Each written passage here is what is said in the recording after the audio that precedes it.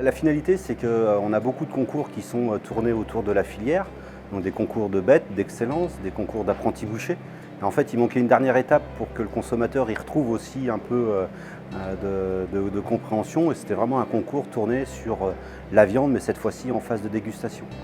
Donc on a l'habitude de faire beaucoup d'analyses sensorielles pour caractériser les viandes. Et là, l'idée, c'était de récompenser à la fois un boucher, pour le fruit de son travail et de la préparation de ses viandes, mais aussi l'éleveur, parce qu'un animal, avant d'être dans l'assiette du consommateur, il passe 3, 4, 5, 6 ans pour certaines bêtes, dans les prés, dans les écuries. Et bien entendu, l'ensemble des acteurs et l'opérateur de la chaîne qui assure le travail de l'abattage et de la maturation des bêtes. C'est complexe, ça demande un petit peu de pratique.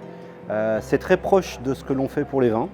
En fait, la différence, bien entendu, sur les termes et sur les critères, mais fondamentalement, c'est la même chose. Donc on va analyser des critères visuels et ensuite des critères de texture.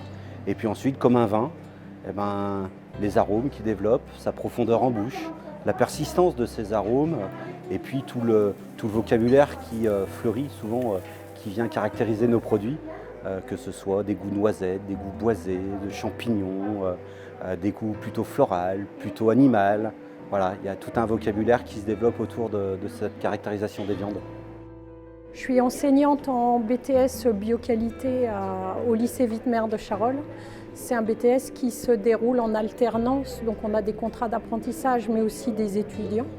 Et puis je suis également animatrice de la plateforme technologique du Charolais qui se situe au lycée, parce qu'on a des locaux spécialisés où on fait d'une part de la transformation de produits et d'autre part de l'évaluation sensorielle. Donc c'est dans ce cadre-là que je suis aujourd'hui. Ça leur fait une mise en application de ce qu'on fait au lycée, parce que nous au lycée on a une salle d'évaluation sensorielle. Dans le cadre de la plateforme, on a par exemple un jury de viande label rouge qui vient 2 fois par an, qu'on a formé, sélectionné. Il y a un certain nombre de membres qui sont ici. Et donc ils viennent goûter régulièrement de la viande pour vérifier la conformité des produits.